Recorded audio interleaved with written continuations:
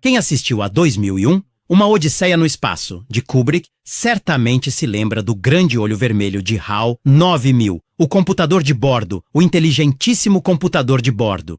Esse computador compreende a linguagem, entende o que os outros dizem, usa bem o inglês, no caso dele, faz até planos para derrotar os seres humanos que querem desativá-lo e trava uma luta sem tréguas, exatamente como faria um ser humano. Em uma palavra, HAL 9000 compreende a linguagem e também o mundo ao seu redor. A pergunta é, mas essa situação é possível? É possível que a inteligência artificial chegue à compreensão? Eu sou Mário De Caro, sou filósofo, trabalho com inteligência artificial, em particular com ética da inteligência artificial, e este é o No White Strawberries.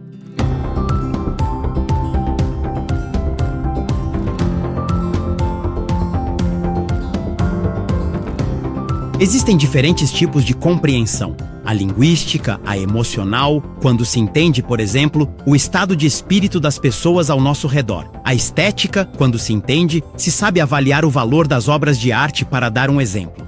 Todos esses tipos de inteligência o HAL 9000 possui. Mas esse cenário é realista?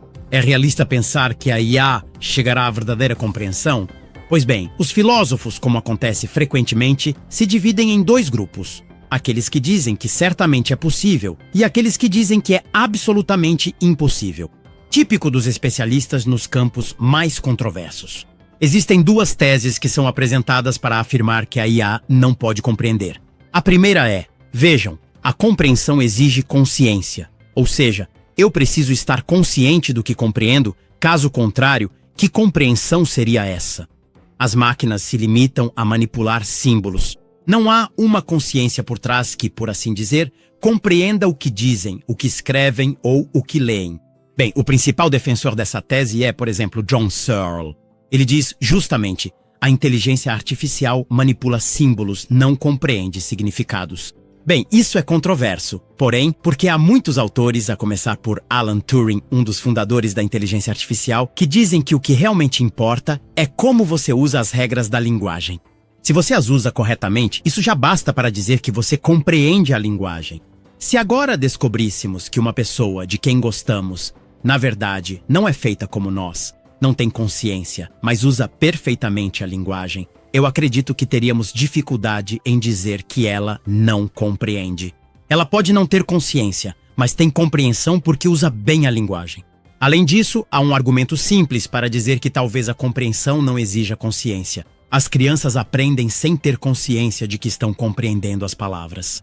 Pense em uma criança pequena que entende o que significa, não sei, mesa. Bem, ela não é consciente, não tem uma consciência desenvolvida, simplesmente aprende, compreende sem ter consciência disso. Também nós, adultos, às vezes compreendemos coisas sem nem mesmo percebermos. Portanto, a consciência não parece ser uma condição necessária para a compreensão.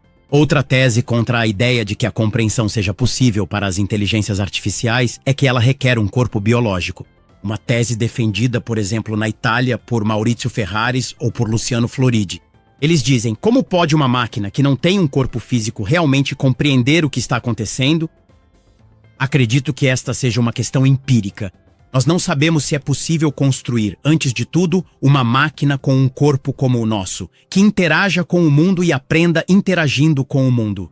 Por exemplo, um robô que, andando por um cômodo com um instrutor, aprenda a entender, a compreender o que significa mesa, o que significa cadeira. De modo mais geral, parece haver um argumento um pouco cientificista, um pouco, digamos, talvez até chauvinista, a favor dos seres humanos. Há um experimento mental interessante de Steven Pinker, um famoso psicólogo, que imagina um grupo de astronautas que desce em um planeta desconhecido e descobre que existem entidades que parecem compreender a linguagem, parecem compreender o mundo e as situações ao seu redor. Porém, dizem esses astronautas, obviamente elas não compreendem porque não são feitas como nós. Pensem, dizem os astronautas, que essas entidades são feitas de carbono, de carne, não são feitas de silício, não são feitas de metal. É impossível que compreendam. Isso é claramente uma forma paradoxal de evidenciar o fato de que nós, a priori, assumimos que é preciso ser feito como nós para compreender.